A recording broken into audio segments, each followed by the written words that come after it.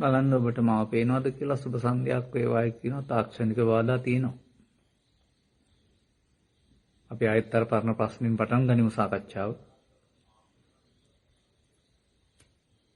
ස්වාමින් වහන්සේ ඇස් පෙනීම නැති අයට සහ කන් ඇසීම නැති අයට මේ ආත්මයේදී සෝවාන් ඵලයටපත් විය හැකිද කියලා මගෙන් ප්‍රශ්නයක් අහලා තිනවා. එතකොට ධර්මයේ සඳහන් වෙනවා ඉන්ද්‍රිය විකලත්වය සහ ඉන්ද්‍රිය විකල නොවන බව කියලා වචන දෙකක්. ඉන්ද්‍රිය අවික්ඛල්‍යතා වික්ඛල්‍යතා. එතකොට ඉන්ද්‍රිය අවික්ඛල්‍යතා විකල නැති බව අවශ්‍යයි කියලා තියෙනවානේ. විශේෂයෙන් කන නැහැ කියන එකේ තේරුම කම්පෙත්ත නැහැ කියන එක නේ ලෝකේ සද්දයක් මොකක්වත් නැහැ කියන එකනේ. එතකොට කොහොමද තේරුම් ගන්නෙ? බ්‍රේල් භාෂාවෙන් ලියපු ත්‍රිපිටකය එහෙම නැත්නම් උගන්වන කෙනෙක් ඉන්න ඕනේ එහෙමනම්. ඇස්පෙනීම අඩුවට තමයි කන් ඇහෙනවා නම් තේරුම් ගන්නත් පුළුවන් වෙයි. නමුත් මේ දෙකම අඩු වුණාම කොහොමවත් බෑ. මං හිතන්නේ අනිත්කත් ඔය ඉන්ද්‍රිය තියෙන්න ඕනකම තියෙන එකයි පහසුව දැනගන්න. ඒ නිසා ඒවා අඩු වෙන එක ඒ අඩු වෙච්ච අය අපිට හොඳට තිබුණා නම් මේ අපි මීට වඩා මේවා ගැන දහමට ලැබී වෙනවා කියලා කියනවා. මං අහලා තියෙනවා ඇස් පේන්නේ නැති අය කන් ඇහෙන්නේ නැති අය. හැබැයි පේන නැහැ නෑ ඒ ගැන සැලකිලිමත් වෙන්නේ නැහැ. මං හිතන්නේ අපහසුයි කියන එක. පේන අයත් මේ වැඩේ කරන්නේ නැතිකොට නොපෙනෙන අය ගැන කවර කතාවද? දෙක කෙනෙක් සිවිදින්සා ගන්නේ පෙරකල කර්මයක ඵලයක් නිසාද පෙර ජාතිවල දිවිනසාගෙන ඇති නිසා අය පුරුද්දක් හැටියට භවෙන් භවයට යන පුරුද්දක්ද මම අසහත හැටියට දිවිනසා ගන්නා කෙනෙකුට මනුස්ස භවයක් ලබා ගැනීමට අපහසු බවක් ලබ ඇත්තද? පෙර කියන වචනේ පාවිච්චි කරන්න එතකොට ඉස්සර ජීවිතය කියන එක. සිවිදිනසා ගන්න එක සම්බන්ධයෙන් සමහර කතාවල තියෙනවා ඒ වෘද්ධට ආත්ම 500ක් එහෙම නසාගත්තයි කියලා ඔය කියන පොත්පත්වල කතාත් මාත් අහලා තියෙනවා. නමුත් සිවිදිනසා ගන්නවා කියන එකේ තේරුම කාගෙන් හරි පරිගන්න කරන වැඩක් නැත්තම් දිගු කාලින කලකිරීමක්. ඒක එක දවසට වෙන්නේ නැහැ. මම නම් මේ ලෝකේ ඉන්නේ නැහැ. මම නම් ජීවත් වෙන්නේ නැහැ. මම නම් මොනවා හරි කරගන්නවා කියලා හිතලා කියලා කරලා ඔක බොහොම ශක්ති බලවත් කරගන්න එක කරන්න ඕන මාස ගාණක් අවුරුදු ගාණක්. අපිට කිව්වේ නැතුණට හිතින් හරි. ඒ බලවත් කරගත්ත එකට අවස්ථාව ලැබුණාම ඊට පස්සේ Tamanට පාලනය කරගන්න බැරි එකයි තියෙන්නේ. ඒකට ඒකත් එහෙම එන්නේ නැත්තේ සමහර විට හැමදාම එහෙම කළාද කියන්න බෑ. නමුත් සමහර කතාවල තියෙනවා ආත්ම 500ක් එහෙම කරගත්තා කියලාත් මමත් අහලා තියෙනවා ලිපි පොත්වල. ඒ නිසා ඒක පුරුදු කියන ඒවා හොඳ පුරුදුත් වෙනවා නරක පුරුදුත් වෙනවානේ. ඒ නිසා එහෙම පුරුද්දකට වතාවක් දෙවතාවක් වෙන්නත් පුළුවන් 500ක් වෙනවද කියලා නම් තේරෙන්නේ නැහැ. 500 කතාව වෙන එකක් වෙන්නත් බැරි නෑ. කෙසේ වෙතත් අපි දැනගන්න ඕන කාරණේ මේකයි. මේ මිනිස්සුන්ගේ ජීවිතේ දීලා තියෙන සිවිනසා ගන්න නෙමෙයි. ජීවිතේ හරි වටිනවා. විශේෂයෙන් බෞද්ධ පාලක උපත ලබා සදහම් හමුවීම වගේ කාරණා හරියට වටිනවා. එහෙනම් ජීවිතේ නසා ගන්න නෙමෙයි ඕනේ ජීවත් වෙන්නයි ඕන. පණ නසා ගන්න හරියන්නේ නැහැ කෙලස් නසා ගන්නයි ඕනකම තියෙන්නේ. යනෝ යම්කිසි පුද්ගලයෙකුට කලකිරීමක් ඇති වුනහම ඒ කලකිරීම ඔස්සේ හිතලා ඒක බලවත් කරන්න නැතුව ඉන්න දැනගන්න ඕන. බැරි වෙලාවත් මොනම හේතුවක් නිසාවත් සමහර විට අම්මට රිදවන්න, බිරිඳට රිදවන්න, ස්වාමියාට රිදවන්න එහෙම එක එක මම දන්න කාරණා තියෙනවා. අනිත් අය රිදවන්න තමයි ඔය තීරණ ගන්නෙ. කොහොගත්තත් ද්වේෂසහගතයිනේ. ද්වේෂසහගත වුනහම ඉතින් ඒ ද්වේෂයෙන් පරලෝ යාම කියන එක මනුස්සකම හිමෙන්න හේතුවක් වෙන නිසා තමයි අර මනුස්ස භවයක් ලබා ගැනීමට අපහසු බව කියන වචනකුත් තියෙන්නේ. වෛරයෙන් නම් මේ වැඩේ කරන්නේ. එතකොට වෛරේ පරලෝ යාමට ආවොත් ඒක එහෙම බලපාන්න පුළුවන්.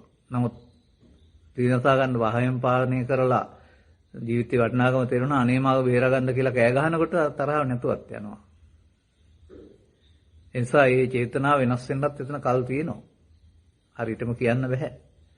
නමුත් මේ ජීවත් වෙන අපි අවමල් රේණුවක්වත් මොනම ප්‍රශ්නයක් විසාවත් ඒ ගැන හිතිය යුතු නැති දෙයක් කියලායි මට කියන්න තියෙන්නේ.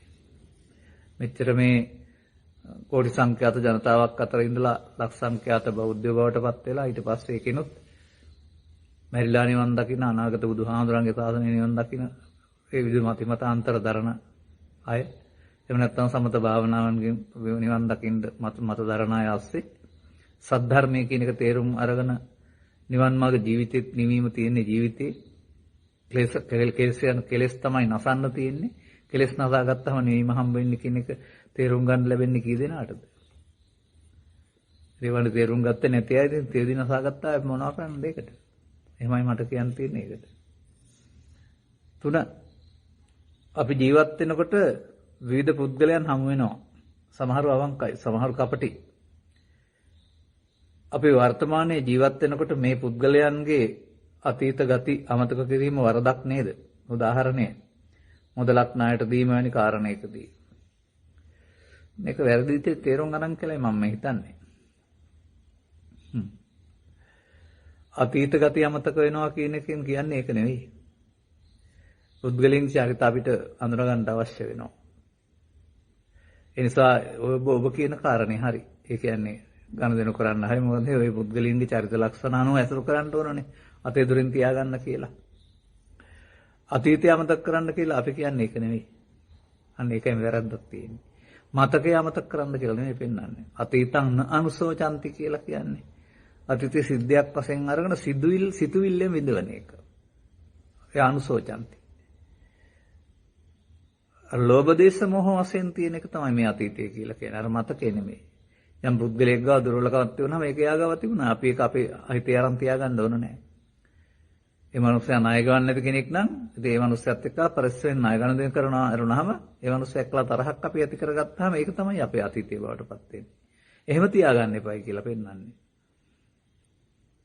ඔබ හොඳ කෙනෙක් කියලා හිතන්නකො. ඔබ හොඳ කෙනෙක් වුණාට සමාජයේ අරක්කු බොන විකුණන පෙරණායි ඉන්නවා. ඉතින් ඔක්කොම එක්කලා හොඳ නරකයි කියලා තරහ වෙලා හරියනවද?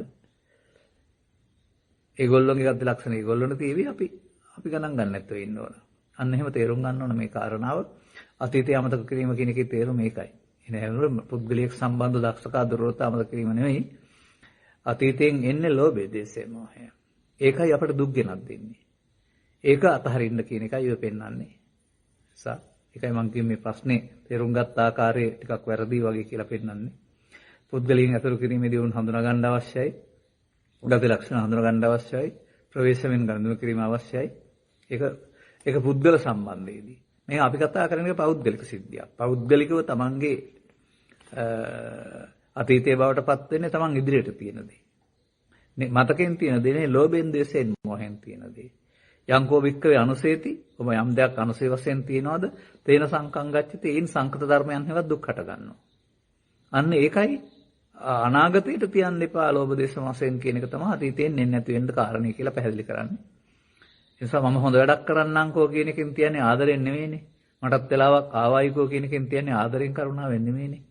අන්න ඒක තියන්න එපා. ඒක තමයි අතීතයේ බවට පත් වෙන්නේ. ඒක අමතක කරන්න කියලා කියන්නේ අනාගතයට නොතිබීමෙන්ම අතීතේ හිස් වෙනවා කියන එක. ටිකක් එහාට යනකොට තේරුම් ගන්න පුළුවන් වේවි. 4 ඉගෙනුම ලබන දරුවෙකුට සාර්ථකව අධ්‍යාපනය හදාරන්න බුදුදහම දීලා තියෙන අවවාද අනුශාසනා මොනවද?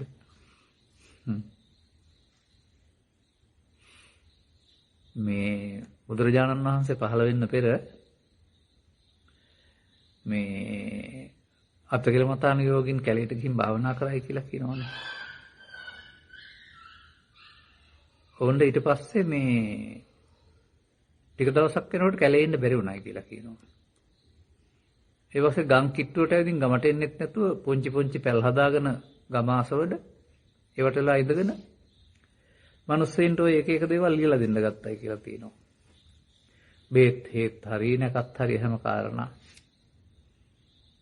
අන්න එහෙම අර තමන් ඉගෙන ගත්ත මට්ටමේදී යම් දේවල් මිනිස්සු දන්නේ නැති නිසා ඒගොල්ලන්ට කියලා දෙන්න ගත්ත එක මේ ක්‍රියාමාර්ගය තමයි ඊට පස්සේ අධ්‍යාපනයේ බවට පත් උනායි කියලා කියන්නේ. ඒතකොට ඒගොල්ලන්ට එළියට එන්න උනත් කැලේ වුණ සංසුන් සමාධියේ හිටියට කෙලස් යටපත් උනා වුණාම කෙලස් නැසුන්නේ නැහැ. එහෙනම් ඔය අධ්‍යාපනයක් නැති එක අධ්‍යාපනය කියලා තමයි මම අහලා තියෙන්නේ. සංසුන් පැත්තක් නැති කියන එක. වර්තමාන අධ්‍යාපනය කියලා කියන්නේ සල්ලි හොයාගන්න ක්‍රමයක් නේ කොහෙන් හරිනේ. බඩගින්න නිවා ගන්න, ගෙවල් හදා ගන්න. ඒකනේ ඔය රැකියාව කියන එකේ තේරුම රැකෙන්න පාරක් කියන එකනේ. ඔයකින් ගියත් ලෝකෝත්තරේ නැත්තම් අධ්‍යාත්මික අතහැරලා ගියොත් එහෙම හොරෙක්, බූරුවෙක්, කපටියෙක්, වංචනිකයෙක්, රටකන්නෙක් බවට පත් වෙනවා. අන්න ඒක තමයි අධ්‍යාපනයක් නැති අධ්‍යාපනයේ හැටි. සංසුන්කමක් නැති කියන එක. ඒ නිසා අපිට දරුවා සංසුන්කමක් ඇතුවම අරන් යන්න ඕන. මතක තියාගන්න. එහෙනම් දරුවෙක් සතුව තියෙනවා සුන්දර බවක්, අවංක බවක්. මේ දරුවගේ තියෙන මනසේ තිබෙනා වූ සුන්දර බව, අවංක බව පිළිබඳව සමහර විට මව්පියන්ට වැටහීමක් නැහැ. ඔවුන් තරවට කරලා ළමයා සමහර විට හිතුවක්කාරයෙක් කරනවා. එහෙම අන්න ඒ වගේ දරුවගේ තියෙන අර සංවේදී බව නැති කරනවා. සංවේදී බව තියන්න ඕන දරුවගේ. ඒ විතරක් නෙමෙයි. හැදෙන ගහ දෙපෙත්තේදී දැනේ කියලා කියනක් තියෙනවා. දරුවෙක් ආස කරන්නේ මොනවටද? ඔහු දක්ෂ මොනවටද? මව්පියන්ටත් හඳුනා ගන්න පුළුවන්, පෙර පාසල් ගුරුවරයෙක්ට පුළුවන්, ඊට පස්සෙත් පුළුවන්. වැල යන මොකද්ද කියන්නේ? පැත්තට මැස්ස ගහනවා කියලා කියන්නේ. අන්නේ ඒක වෘත්තීය හැකියාවක් නේ මොකක් හරි වෘතු කරගත්ත දක්ෂ ආසමං ආස කරන දෙයක්. ඒ පැත්තට ගිහින් මේ වෘත්තීය හැකියාව තුළ ජීවනෝපාය සකස් කරගන්න උදව් කරන එක කරන්න ඉගෙන ගන්නවායි කියන එකේ තේරුම. නමුත් ඉතින් වර්තමානයේ එහෙම නෙවෙයි ඉතින්. අම්මලා තාත්තලාට යන්න බැරි වුණ ගමන දරුවෝ යවන්න මහන්සි වෙලා. මේක ඉතින් සාමාන්‍යයෙන් මම දකින්නේ මෙහෙම. කිව්වොත් හොඳයි නම් තේරුම් ගන්න බලන්න. ඔව් අධ්‍යාපන ක්‍රමයේ තුල මේ 7 8 9 දක්වා එනකොට ඉස්සර තිබිච්ච ක්‍රමය දැනටත් එහෙමයි. සාමාන්‍ය පෙළ සමත් වෙලා දක්ෂයෝ ටික විද්‍යා, ඊට පස්සේ වාණිජ්‍ය, ඊට පස්සේ කලා. එහෙම බෙදෙනවානේ. බෙදුවෙන් පස්සේ අර කලා පැත්තට යන්න දක්ෂ නැතුව යනවා. ඔක්කොම දක්ෂ ටික අර පැත්තට. වාණිජ්‍ය වල ටිකක් ඉන්නේ. විද්‍යා විෂයන් වල ගිහින් ඊට පස්සේ ඔක්කොටම යන්න බෑ, හුඟක් යන ගන්නවා අපහුව. වුන් කලා හැම කරා නම් බොහොම ලේසියෙන් උපාධිය අර ගන්නවා.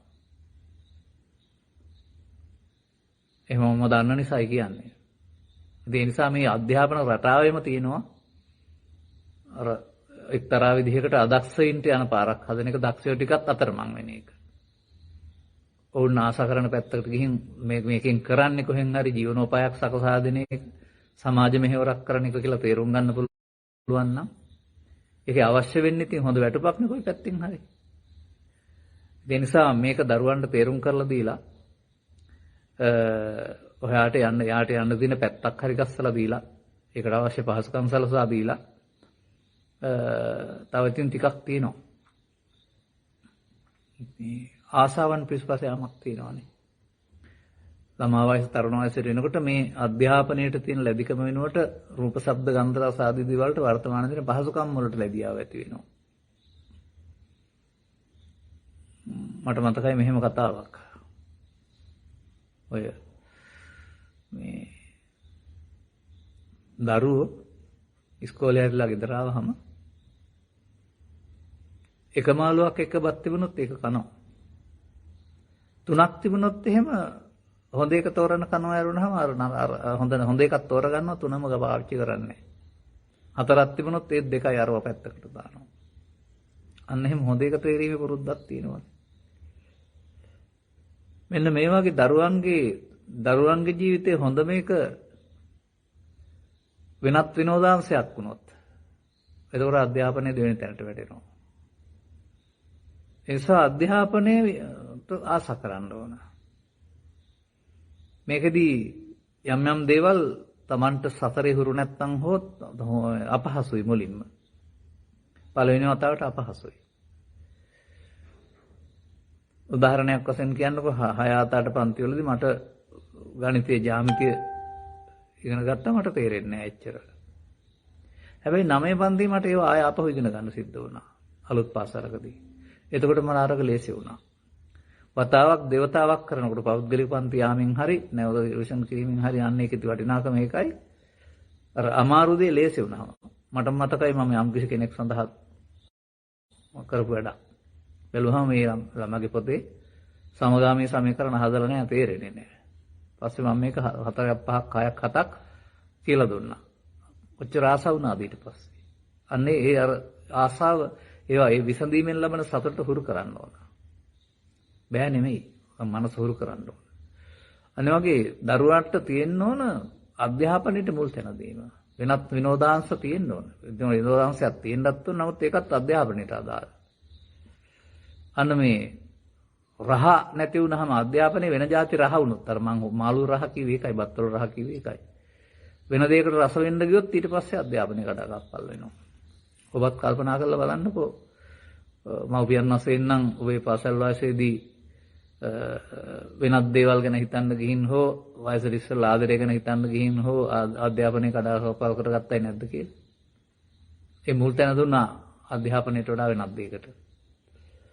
ඒ නිසා මේ ඒකෙන් ලබන්න තියෙන්නේ අර දක්ෂයෙක් බවට පත් වෙලා සමාජයට මෙහෙවරක් කරමින් උදව් උපයා ගැනීම කියන එක කියලා දීලා නමුත් අධ්‍යාත්මිකය හිස් කරන්නේ නැතුව ඒ කියන්නේ ඔහුගේ තියෙන අවංක භාවය නැති කරන්නේ නැතුව සමාජශීලී බව නැති කරන්නේ නැතුව මව්පියන්ට තියෙන ලෙන්ගතුකම නැති කරන්නේ නැතුව සම්පරිසරයට තියෙන ලෙන්ගතුකම නැති කරන්නේ නැතුව ඒ සේරම පරිස්සම් කරලා දෙන්න ඕන සංවේදී දරුවෙකුගේ.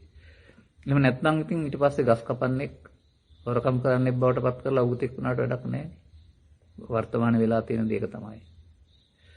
ඒ නිසා අර අධ්‍යාපනය කියන වචනේ පැත්තකින් තියලා අධ්‍යාත්මිකයක් සහිත වෘත්ති හැකියාවක් ඇති පුද්ගලෙක් කරොත් තමයි හොඳ කියලා මම කල්පනා කරන්නේ. ඒ නිසා ඒකට අපට ඕන පැත්තට යවලා හරියන්නේත් නැහැ. සමාජයට ඕන පැත්තක් තියෙනවා. දරුවන්ගේ සුසුසුකම් ඕන පැත්තක්. නැත්තම් දරුවට යන්න පුළුවන් පැත්තක් තියෙනවා. ලෝයෙන් එක් දෙයකට සමත කියන වචනේ කතාවක් තියෙන වඩාත්ම ලක්ෂ පැත්ත සහ ආස්වාදජනක පැත්ත ගත්තාම ආසාවෙන් කරනවා. එතකොට ඒක ලෝකෙට අවශ්‍ය මෙහෙවරක් වුණාම ඒකට Tamanට වැටුපත් හම්බ වෙනවා. ඔක්කොම කරන්නේ ජනාධිපතිවරයාගේ සිට පාර හොදන මේ පාර සුද්ධ කරන කම්කරුවා දක්වා වෘත්තියක් කරන්නේ. රැකියාවක්. මුදල් උපයාගන්නේ. ඉතින් ඒක අර කානුවක් සෝදන එක නැත්නම් අතු ගන්න එක අමාරු ඉගෙන ගත්තේ නැති නිසා. ඉගෙන ගත්තාම ඉතින් ටයි කෝඩ් දාගෙන ඔෆිස් එකක ඔක් කරන්න පුළුවන් ඒකනේ. අන්න ඒකයි අධ්‍යාපනයේ අවශ්‍යතාවය. නමුත් පොතපාඩම් කරන එක නෙමෙයි අධ්‍යාත්මයේ මනුස්සකම රැකගෙන යන්න පාරක් උගන්වන්න වෙනවයි කියලායි මම කල්පනා කරන්නේ. නැත්නම් ආපහු ගින් අමාරුයි වැටෙනවා. දරුවන්ට ඕන තරම් තියෙනවා මට පැයම කතා කර හැකි තියෙන දේවල්. නමුත් වර්තමානයේ ගැළපෙන ආකාරයෙන් කතා කළේ. ඒ නිසා දරුවන්ගේ අහිංසකකම අවංකම සුන්දරත්වයේ මනුස්සකම රැකගෙන දරුවන්ට කියලා දෙන්න ඕන මුල් තැන දෙන්න ඕන වයසේ අධ්‍යාපනයේට. අධ්‍යාපනයෙන් පස්සේ අවුරුදු 25ක් 26ක් යනකොට විශ්වවිද්‍යාලෙ පැත්තේ ගියාපුවම උපාධියෙන් එහා පැත්තට තව යනකොට දැන් අම්මලා තාත්තලා කියයි දැන් ඉතින් අපිට උඹලට උගන්වන්න දෙයක් නැහැ ඕන දෙයක් තොරගනින්න කියලා. එතකොට තමයි ලොකු අය වෙලා අවුරුදු 25ක් විතර වෙනකොට 16ක් 17ක් 18ක් වුණාට ඇඟෙන් ලොකු වුණාට ලොකු නෑ මම නම් දකින්නේ දරුවෝ වශයෙන්. ඒ හින්දා ඒ තීරණ දූරදර්ශී නෑ. ඒවා ඉතින් සමාජයේ එහෙම ගත්ත අයගේ ගත්තාම සිදුවෙන හානි උපමා සහිතව පෙන්වලා දීලා වැරදි පැත්තට නොයා මට මතකයි මෙහෙම කතාවක්. එක්තරා තාත්තා කෙනෙක් දීපවාදයක් තමයි පළමුව විවාහය නෙමෙයි පළමුව අධ්‍යාපනය රැකියාව පසුව විවාහය කියලා. අරවට ඉස්සර වෙන්න ගියාම ඉතින් ඒ ළමින්ද වෙච්ච දේවල් ගමෙත් තියෙනවා රටෙත් තියෙනවා හොයාගන්න පුළුවන්. නිසා ඒකේ බලාපොරොත්තුව මොකක්ද කියලා පැහැදිලි කරලා දීලා කොයි පැත්තට හරි දක්ෂයෙක් හදන්න. හැම පැත්තටම සමාජයට අවශ්‍යයි. භාවනා කරගෙන යනකොට නොයෙකුත් සිතුවිලි ඇති වෙනවා. කොච්චර සිත එකඟ කර ගැනීමට හැදුවත් ඒ කර ගැනීමට ටිකක් අපහසුයි. මොකද ජීවත් වෙන පරිසරය නිසා. වැඩකේදීලා ඉන්න මොහොතත් ඒ භාවනාවක් වශයෙන් කරනවා. නමුත් යම් අවස්ථාවලදී තරහ සිතුවිලි එතට එනවා. ඒ නවතා ඒ භාවනාවෙන් යටපත් කර ගන්නා විදිහ කියා දෙන්න. මම කිව්ව වනහර නැද්ද දන්නෙත් නෑ මේ අදහස ඉදිරිපත් කරන කෙනා.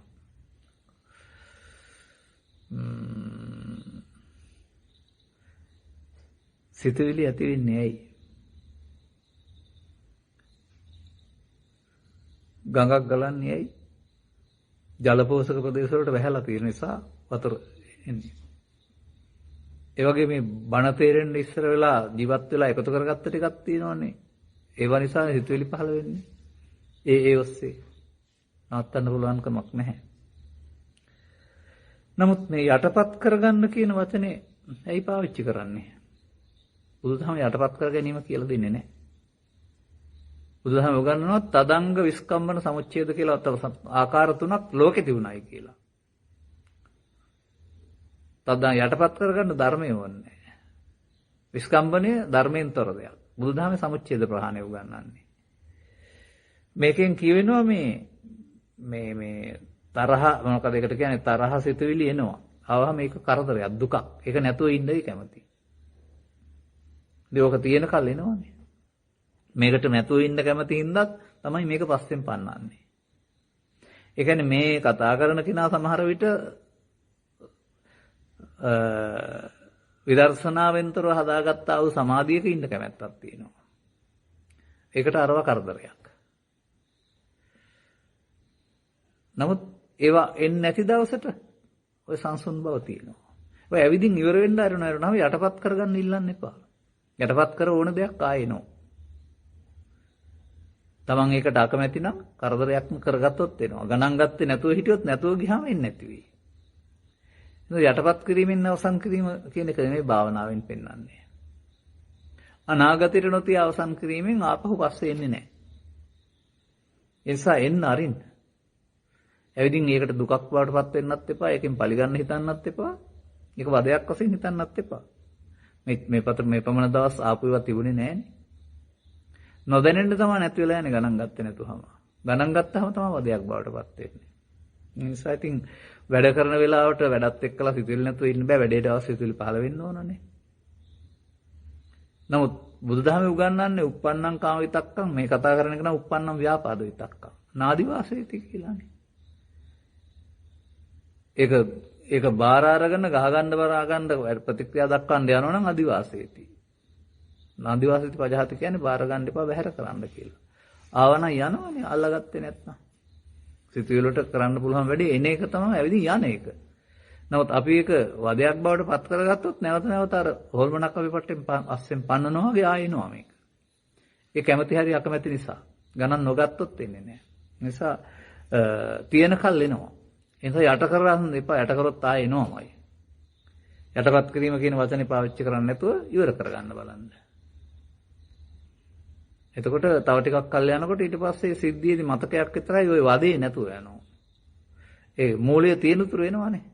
හංගන්න බෑ. එතකොට ඒක තමයි ඇත්ත සිද්ධිය. ඒක ඉවර කරගත්තාම ආයෙන්න නැතුව යනවා. ඒක බුදුදහම උගන්වන්නේ ඒකයි.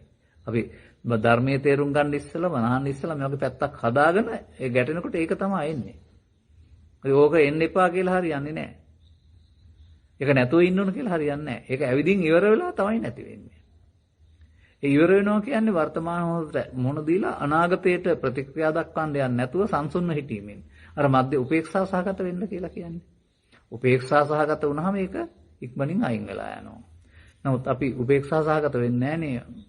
සාමාන්‍ය සමාජය කියන්නේ මට මරාන මැරෙන්න හිතෙනවා ඔය වෙලාවට මට මගේ ඇඟේ ලේ රත් වෙන්නේ කියලා ප්‍රතික්‍රියා ඒ වැරද්ද කරන්නේ නැතුව ඉන්න වෙනවා නිහඬව. මුලින් අමාරු වුණාට පුරුදු කරනකොට අමාරු නැහැ. මොකද සසරට තියනවට වඩා අවසන් කරන එක අමාරු වෙන්න පුළුවන්. තියන්න ලේසියි. නමුත් තැබුවොත් සසර ගමන අවසන් කරොත් සැනසීම.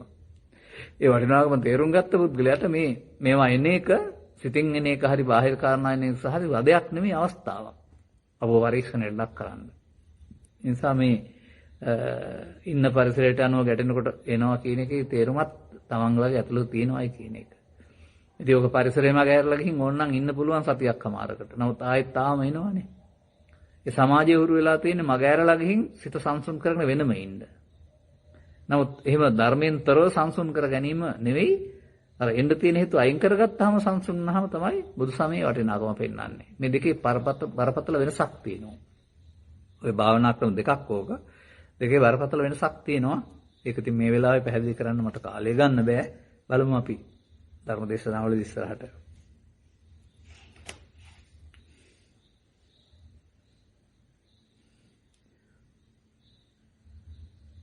උපාදානයෙන් සසරට බැඳෙන නිසා උපාදානයේ දුකක් බව ඔබ වහන්සේ සිදු කළ දේශනාවෙන් ඉතා පැහැදිලි. සංඛාර පරමා දුක. ත්‍රිලක්ෂණ විග්‍රහයේදී අනිත්‍යයට හා අනාත්මයට ලක්වන පංචස්කන්ධයේ දුක ඇතිවන්නේ කෙසේදයි පැහැදිලි කරන්න.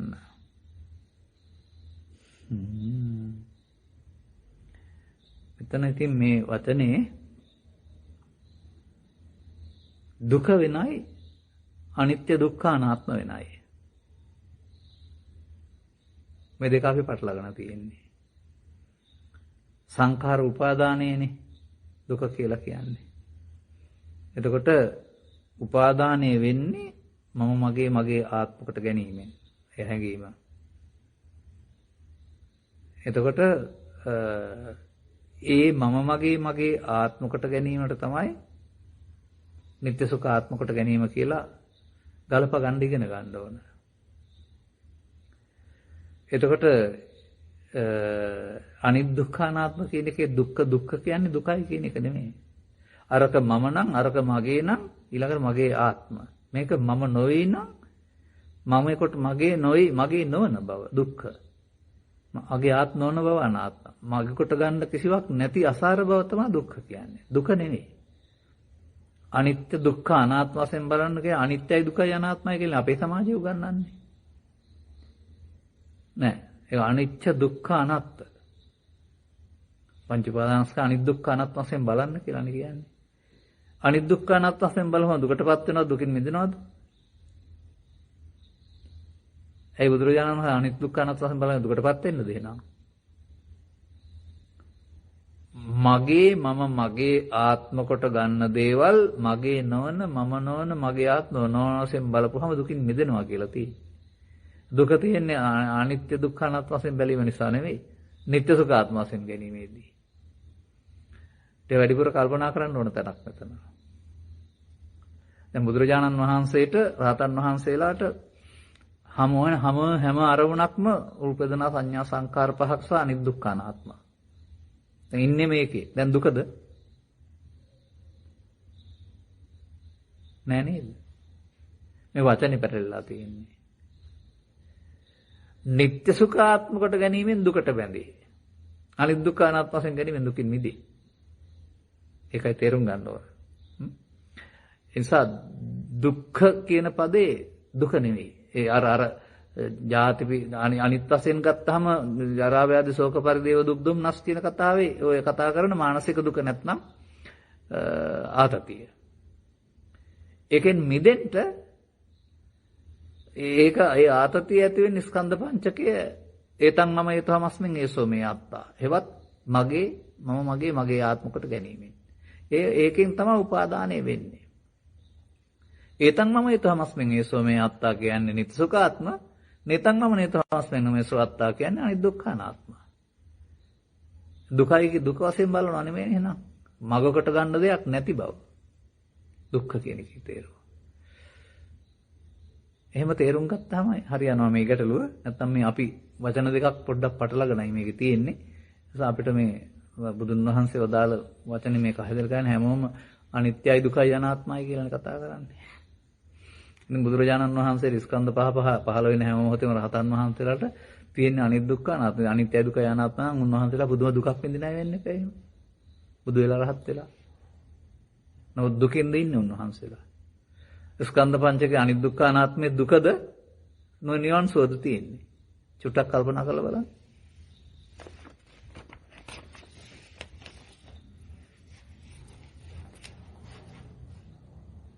සුඛාපටිපදා සහ දුක්ඛාපටිපදා නිවන් අවබෝධය සම්බන්ධයෙන් පැහැදිලි කර දෙන්න. බොහෝ විට සුඛාපටිපදාව ලෙස ලෞකික සැප ඇතුව පහසු ජීවිතයක් ගත අර්ථ ගන්න බවක් හැඟේ. නමුත් ප්‍රඥාව දියුණු වී ඉක්මනින් දහම් අවබෝධයටපත් වීම සහ සසරේ දුක් විඳින්න නිවන් අවබෝධයටපත් වීම සුඛ සහ දුක් ප්‍රතිපදා ලෙස සැලකිය හැකිද? අපහසුයෙන් කරන එක කියන්නේ දන්දම්. පමා වී අනුගමනය කරනවායි කියන එක. මේ පැහැදිලි කරන එක නෙමෙයි. දැන් ওই පටිපදා සූත්‍ර 30ක් 40ක් විතර ත්‍රිපිටකයේ තියෙනවා. සම්මා පටිපදාවෝ භික්ඛවේ දේශසමේ මිත්‍යා පටිපදා කියලා පැහැදිලි කරනවානේ. එතකොට මේකේ මේ පටිපදා කියන එකෙන් කියන්නේ මිනිසුන්ගේ ජීවන චර්යාව කියන එක. එතකොට මේ කතා කරන්නේ පෘථග්ජන පුද්ගලයෙක් ගත කරන ජීවිතේ බාහිර වශයෙන් සැපහෙව්වට මමත්වයෙන් කෙලෙස් එකතු කරමින් යන ජීවිතයක් නිසා ඔහුට දුක්ඛ පටිපදා තියෙනවා. ඔහු දුකටපත් වෙන ප්‍රතිපදාවේ තමයි යන්නේ. ලෝභෙන් දේශයෙන් මොන වැඩෙනවා කියලා කියන්නේම ජීවිත අවසානයේට ඉසහරවන්න පැත්තක් නැති තරමට වද වේදනා වැඩි. ඒක අස් කරගෙන යන එක තමයි සුඛාපටිපදා කියලා කියන්නේ. අර දෙකම නිර්වාණගාමී ප්‍රතිපදාව නෙමෙයි මේ කතාව පෙන්වන්නේ. පෘථග්ජන පුද්ගලයාගේ ප්‍රතිපදාව දුක්ඛාපටිපදාව. ඔහු සැප හොයන්න ගියාට සංස්කාරයන් නිස්සුකාත්මවට සංගණමින් ලෝභෙන් දේශයෙන් මොහෙන් බලවත් වෙමින් ඔහු අමාරුයි වැටෙනවා. ඒක දන්නේ නැති නිසා. ඒක තමයි දුක්ඛාපටිපදා කියලා. ඒන් ඉවත් වෙන ප්‍රතිපදාව තමයි සුඛාපටිපදා කියලා කතා කරන්නේ. දැන් ඔයාලට ඔය එක තැනක තියෙනවා මෙහෙම දෙයක්. බුදුරජාණන් වහන්සේගෙන් අහලා තියෙනවා වචනයක්. මට ඒක මතක නෑ හරියටම තැන. මේ ඔබ වහන්සේ ක්‍රියාවාදීද අක්‍රියවාදීද? බමුණ මම ක්‍රියාවාදීත් වෙමි අක්‍රියවාදීත් වෙමි. අන්න එහෙම තේරුම් ගැනීම අවශ්‍ය වෙන්නේ. ඒ දෙකටම උන්වහන්සේ උත්තරයක් දීලා තිබුණා. මේ මෙහෙමයි ක්‍රියාවාදී වෙන්නේ මෙහෙමයි අක්‍රියවාදී වෙන්නේ කියලා. එහෙම ගලපන්න පුළුවන් එකක් තියෙන්නේ. ඒ නිසා මේ අර ඔබ කිව්ව මේ කතාන ප්‍රශ්න ඉදිරිපත් කරන කෙනා කියපු අර මේ වීරියෙන් කටයුතු කරන එක සහ අපහසුයෙන් කටයුතු කරන එක දන්දන් කියලා නැත්නම් ඒක තමයි අපහසුයෙන් කටයුතු කිරීම කියන එක පෙන්වන්නේ ඒක. ප්‍රමාද වී කටයුතු කරනවායි කියන එක. නමුත් මේ පටිපදා දෙක කියන එකේ පෙන්වන්නේ දෙපැත්ත මේ. අට සංකාර ස්කන්ධය යනු අරමුණට ඇලීම ගැටීම බව අසන්නට ලැබුණා. රහතන් වහන්සේද ස්කන්ධ පංචකයක් පරිහරණය කරන නිසා ඇලීම ගැටීම ඇති වෙනවාද? රහතන් වහන්සේ ඇලීම ගැටීම මමත්වයෙන් නොගැනීම සිදු කරයිද? නැතොත් ඇලීමෙන් ගැටීමෙන් තොරව සිටීද? මේ ප්‍රශ්නේ ඇතුලේ ගැටලුවක් තියෙනවා නේද?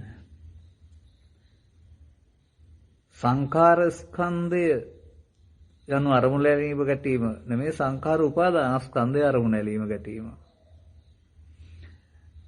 සත්‍ය සසර ඇවිදින්නේ රූප වේදනා සංඥා සංකාර විඥාන උපාදාන කර ගැනීමෙන්. රහතන් වහන්සේ කියන්නේ බුදුන් වහන්සේලා කියන්නේ උපාදානයෙන් මිදිච්ච අය.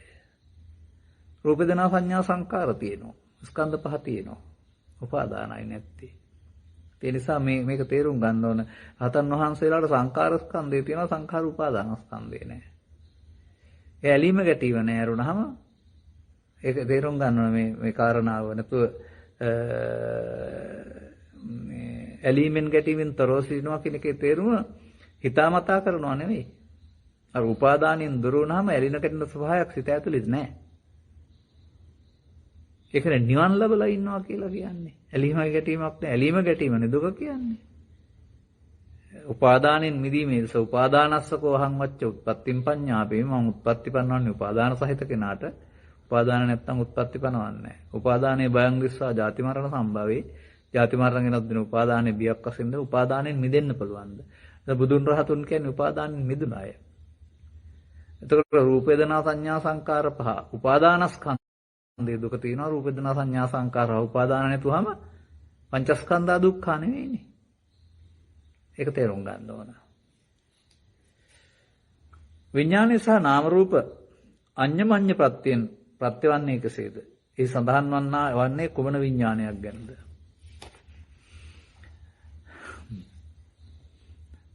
කුමන විඥානයක් ගැනද? ඕන විඥානයකට හරි. ඇස නිසා චක්කු විඥානය, කන නිසා සෝත විඥානය, විඥාන හයක් නෙනේ. අපි බලමු. ඉස්සරහින් පුද්ගලයෙක් ඉන්නවා. ඔහු අපට එයාට කියනවා නාම රූපය කියලා. ඒ නාම රූප පත්‍ය විඥානං. ඒ නාම රූපේ පත්‍ය වෙනවා හඳුනා ගන්න. නමුත් ඒ පුද්ගලයා තරහ වෙලා ඉන්නවවත් එක්කලා. දකින්නකොට මෙහෙන් තරහ එනවා විඥාන පත්‍ය නාම රූපං. තේරුණාද මම කියන දේ? තමන් හිතුව පැත්තට අනුව අරයා දකින්නවා.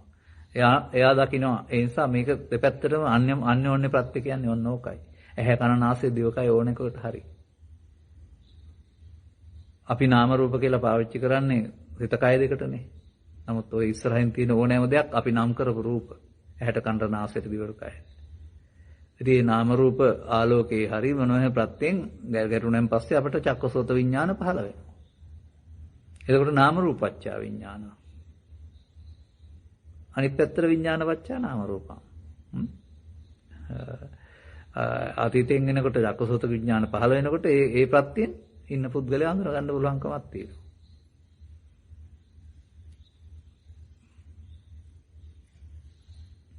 ඇහැට කනට නාසයට දිවට කයට මනෝ විඤ්ඤාණයට ඕන දෙයකට මම මෙතරම් ගැඹුරට හදාරන්න අවශ්‍ය නැහැ කියන එකයි මට නම් තේරෙන්නේ. ඔය දුර ගිය තමයි ඔය අභිධර්මයේ කියලා තියෙන්නේ මහා විශාල විග්‍රහයක්. චිත්තසයිසික බෙදාගෙන විග්‍රහ ගියවා. ගොඩ එන්න බැරි තරමට. මම කියේ නිවන් දකින්න ප්‍රමාදේ සහ අප්‍රමාදේ පවණක් දැනගත්තාම ඇති කියලා. ලේසියෙන් හොයාගන්න කල්පනා කරන්න. උගාක් අමාරු තැන් වලට යන්නේ නැතුව. 10 ප්‍රඥානාලිකා විකාශය වූ නිවන් මාර්ගයේ ගමන් කරන බව ප්‍රත්‍යක්ෂ කරගන්නේ කෙසේද?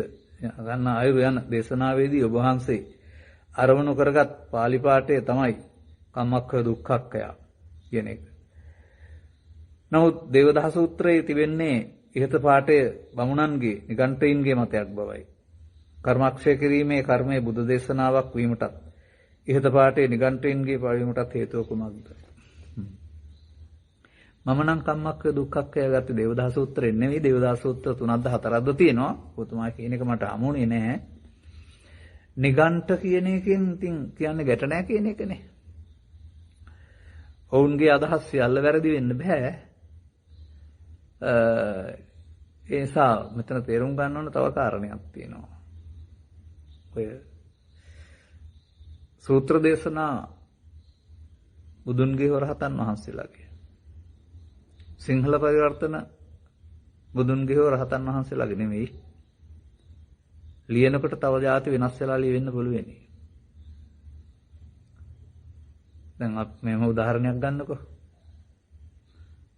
පාලියෙන් තියෙනවා සබ්බ සංයෝජන 5ය.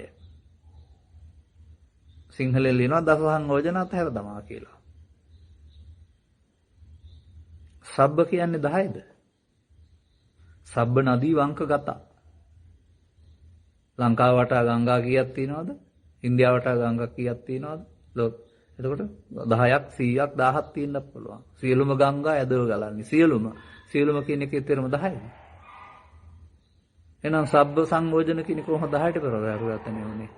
පරිවර්තකයා කල්පනා කරමින් හිටියා සංයෝජන 10ම කඩන්න ඕනේ කියලා. එහෙනම් දස සංයෝජන මිදුදමා කියලා ලියනවා. දැන් දස සංයෝජනම කඩන්න ඕනේ කියලා සමාජය හිතාගත්තාම ලොකු අමාරුවක් වෙట్లా නැති බව ඔබට තේරෙනවද? පැටල බව. අන්න ඒ වගේ මේ අපිට අවශ්‍ය වෙන්නේ බුදුන් වහන්සේ කර්ම රැස් කරන පාරක් සමාජයේ තිබුණා. කර්ම ශේ කිරීමෙන්නේ අනාගත ඵලයක් නැතිවීමෙන් සතර ගමන නිමා වෙන්නේ. ඒ නිසා මේ නිගණ්ඨයන්ගේ මතයක්ද කියන වචනේ මට තේරෙන්නේ නැහැ. මම මේක හොයලා බලන්නම්. මම ගත්තේ නම් එතනින් නෙමෙයි මේක. මේ කර්මක්ෂය කිරීමේ කර්මය කියන එකම තමයි මේ කම්මක්ඛ දුක්ඛය. කර්මක්ෂය කිරීම දුක් වෙන මාර්ගය කියන එක පෙන්වන්නේ. ආරක අපි කතා කළොත් එහෙම සංයෝජන 5ට 5ට කැඩුවේ බුදුරජාණන් වහන්සේ. ගෙදර ඉන්න අය මුල් 5ට බැඳෙනවා. බුදුන් වහන්සේ පහළ වෙන්න පෙර කැලේට ගියාය මුල් 5 කඩාන යන්නේ නැහැ. ධර්මයක් පාවිච්චි කරන්නේ නැහැ යට කරගන්නවා. නීවරණ යට කරනවා කියන්නේ ඒකයි. යට කරපු අයට ඊට පස්සේ තමයි අර ඊළඟ 5ක් හම්බ වෙන්නේ 4ක් හම්බ වෙන්නේ. රූප රාග මානොද්දච්ච අවිද්‍යාව. රූපී ධානයේ ආශ්‍රයෙන්. රූපී ධානයේ යටපත් කරලා අනුරූපී ධානයට ගියොත් අරූප රාග මානොද්දච්ච අවිද්‍යාව. ඒවා තියෙන්නේ කෙලස් යටපත් කරගෙන යන අත්කලමතාන යෝගීන් අහුවෙන නිසා තමයි ඒවට උද්දම් භාගී කියලා කියන්නේ. ඒවා අහුවෙන්නේ ඒවා උපදී ඒවත් අහුවෙනවා. ඒ සසරට බැඳිලානේ තියෙන්නේ. ධානය උපදවගෙන අහුවෙලා.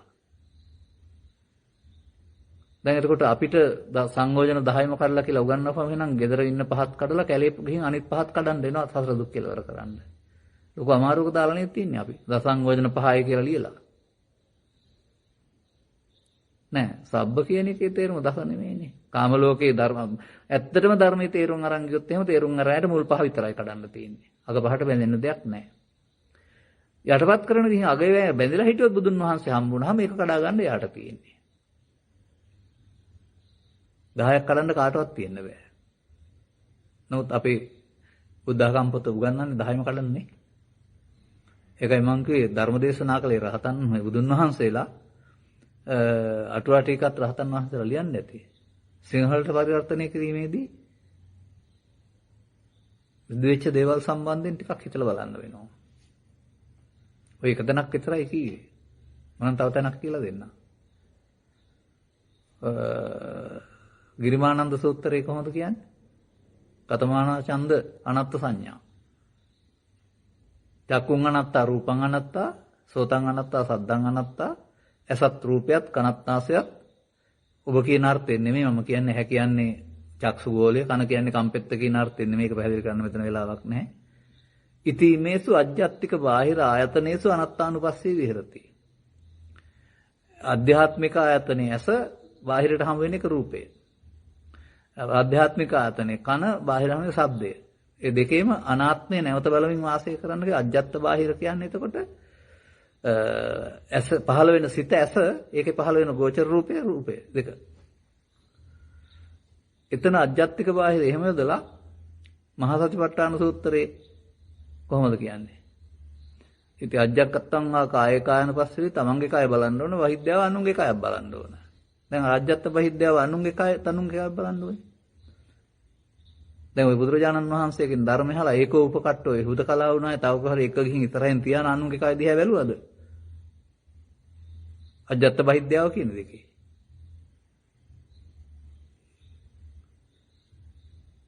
මෙහෙම දේවල් තියෙනවා. තේරුම් ගන්න තව ටිකක් කල් යයි.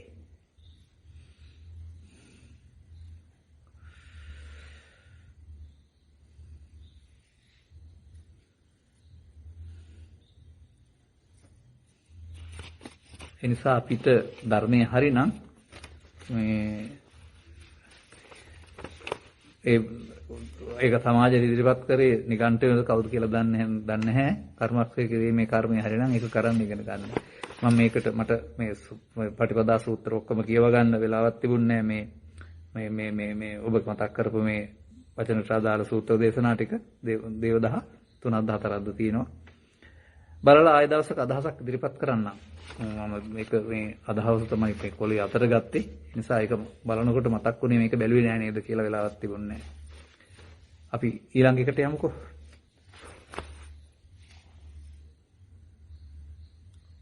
ඔබ වහන්සේ සිදු කළ සතර සතිපට්ඨාන සම්බන්ධ දේශනාවේදී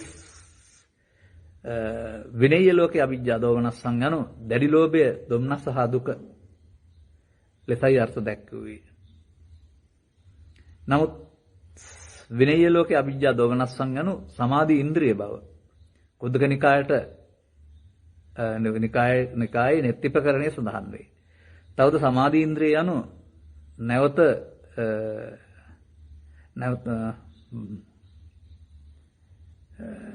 සමාධියෙන් යනු නැවත ධාන හතරම බව. සංගතනිකායේ ද්විතීය භංග සූත්‍රය සඳහන් වේ. ඊට මේ දෙක ගලපා ගන්නේ කෙසේද? තව එකක් තියෙනවා. සතර සතිපට්ඨානය යන ලෝකෝත්තර ධාන හතර වැඩිම බව. අභිධර්ම පිටකයේ සඳහන් වේ. සතිපට්ඨාන විභංගයේ සඳහන් වේ. එවිට ප්‍රථම භූමියට පැමිණීමට ලෝකෝත්තර ධාන වැඩි යුතු බව කියයි. මෙහි ප්‍රථම භූමිය යන සෝවාන් ඵලයයි. මේ සඳහන් පරිදි ප්‍රථම භූමියට පැමිණීමට පෙර හෙවත් සෝවාන් ඵලය ලැබීමට පෙර ලෝකෝත්තර ධාන වඩන්නේ කෙසේද? යම් ගැටලුවක් තිබේද? කතා කරන්න ඕන තැනක් නේ.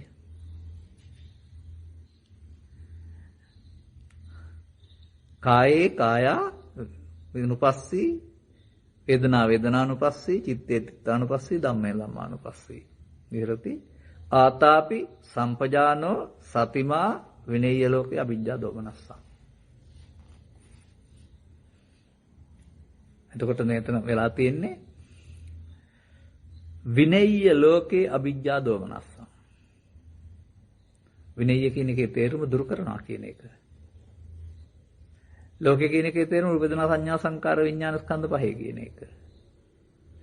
අවිජ්ජා කියන්නේ දැඩි ලෝභය. දෝමනස්ස කියන්නේ දෝමනස්ස නැත්තම් සෝමනස්ස අනිත් පැත්ත. එතකොට සිහියෙන් ඒ දෙක දුරු කරනවා කියන එකනේ තියෙන්නේ.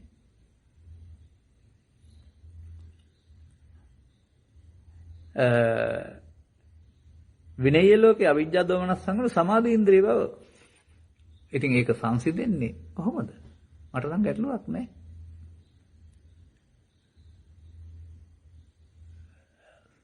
සංසුන් ස්වභාවයකටපත් වෙනකොටනේ සංසිඳීම සිදු වෙන්නේ. ඒක සංසුන් ස්වභාවයක් ගත්ත කෙනානේ සංසිඳුමින් ඉන්නේ. සිහින් ඒ මොහොතේදී අර ඉස්සෙල්ලා කියපු කතාව තමයි කියන්න තියෙන්නේ. අට කතා සහ සූත්‍ර දේශනා බුදුන්ගේ රහතුන්ගේ සිංහල පරිවර්තන බුදුන්ගේ රහතුන්ගේ නෙවෙයි. මම එහෙම දෙයක් කියන්නම් ඕන. මට ඇහිච්ච දෙයක් මේක. ඔය අපට වඩා උගත්කමින් සහ වයෝවෘද්ධ භාවයෙන් ජ්‍යෙෂ්ඨ ස්වාමීන් වහන්සේ නමක් උගෙන් ප්‍රශ්නයක් ඇහුවා මේ කවුද මන් දන්නේ මට මතක නැහැ කෙනා.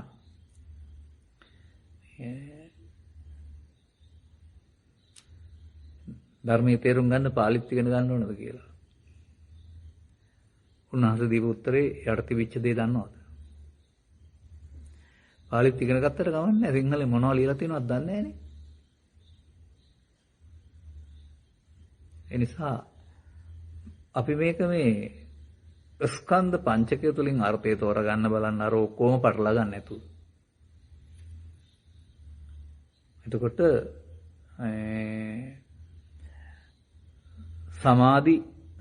සමාධිය තමයි එතන තියෙන්නේ.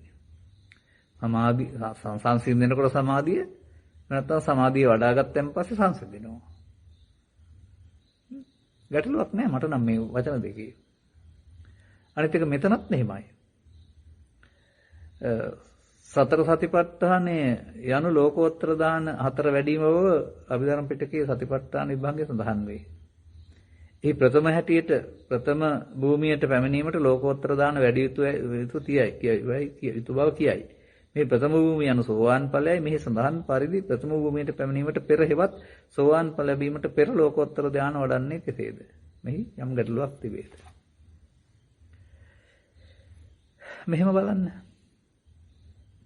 දතානුපස්සනා කියන්නේ මොකද්ද?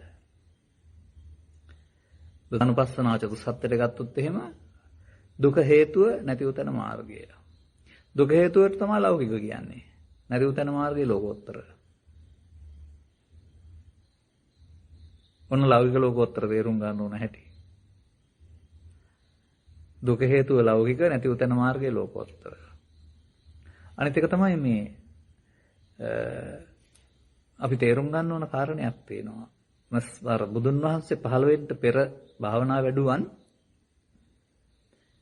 මේ අරමුණ නිරෝධය පාවිච්චි කරන භාවනාවක් නෙමෙයි කළේ. අර මුලින් සඳහන් කළ සමාධියක් හදාගෙන කෙලෙස් එනරදී යටපත් කරන එක.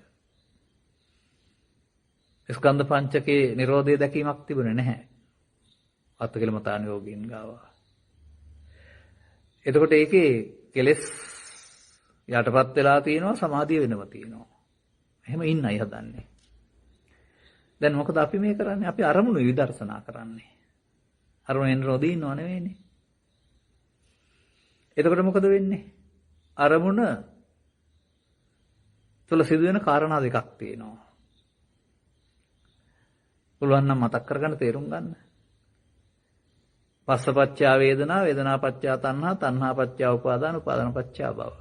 මේ තමයි පව තුල, පින තුල, ධානය තුල බුදුන් වහන්සේ 15 වෙනි ඉස්සලා මිනිස්සු කරපු වැඩේ. පමාද විහාරේ. දුක හේතුව.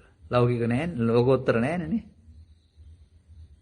හොඳයි පස්සපච්චා වේදනා වේදනාපච්චා තණ්හා තස්සායව තණ්හාය. ඒ තණ්හා වාසේස විරාග නිරෝධෝ. තණ්හා නිරෝධෝ උපාදාන නිරෝධයෙන් මොකද උනේ? ලෞකිකද දැන් ලෝකෝත්තරද? දැන් මාර්ග නේද? දැන් එහෙනම් කෙලවරට මොකද උනේ? නිරෝධ වුණා නේද? තණ්හා උපාදානම නිරෝධ වුණා කෙලස් නිරෝධ වුණා මාර්ගය. දැන් ඊට පස්සේ ඵලය නේද? මේක ලෝකෝත්තර මාර්ගය නේද? එහෙමයි තේරුම් ගන්න ඕන. අනික මාර්ගඵල කියන වචනේ තේරුම මාර්ගඵල පිළිවෙලින් ප්‍රත්‍යක්ෂ කටයුතු නිර්වාණය. සෝවාන් සිට රහත් දක්වාම මාර්ගඵලනේ. මාර්ගයනේ. නැවත නැවතත් පංච උපාදානස්කන්ධය අනිදුක්ඛ අනාත්මදී කෙලස් නැසෙනකොට නිරිවනේ හම්බ වෙන්නේ. නිරිවනේ ඵලය. ඵලයේ පැහැදිලි වීම තමයි මෙතන සිදු වෙන්නේ. ඒ නිසා ඒ තණ්හා උපාදාන අවිද්‍යා සංඛාරා ලෞකික තණ්හා උපාදාන බව නැති එක ලෝකෝත්තර. ඉතින් මාර්ගයේනේ ඵල හම්බ වෙනවානේ. මට නම් මේ මොකක්වත් මේ ගැටලුවක් තේරෙන්නේ නැහැ. ඔබතුමාලා ඉදිරිපත් කරන කාරණේ.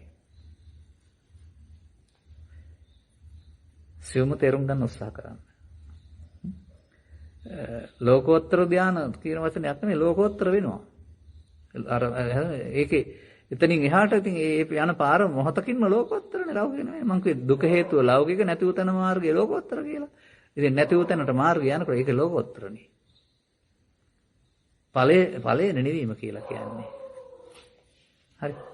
දතානුපස්සනාව කියන එකේ තේරුම ඒකයි. ලෞකික ලෝකෝත්තර. දුක හේතුව ලෞකික නැති උතන මාර්ගය ලෝකෝත්තර. මේක තමයි බුද්ධ දේශනාව.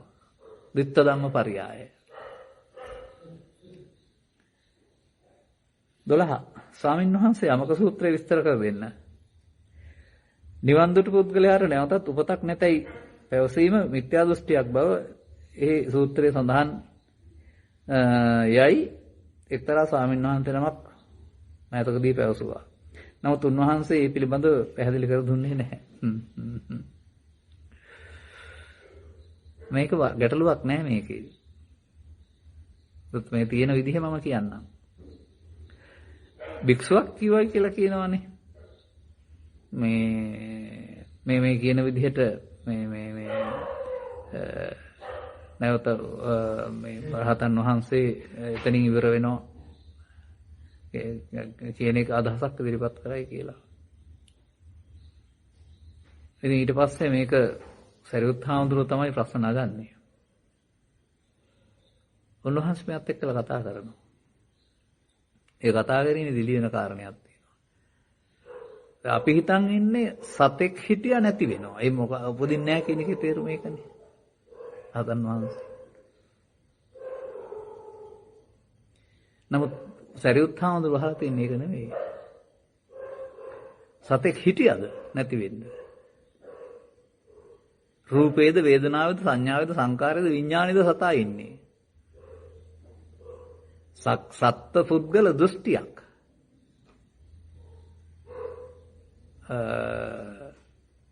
මට මතක නෑ මේ වචනේ නම හරියට දුකම හටගනී දුකම නැති වේ කියලා තියෙන්නේ. වෙන මොකක්වත් ලැබෙන්නේ නැහැ කියලා.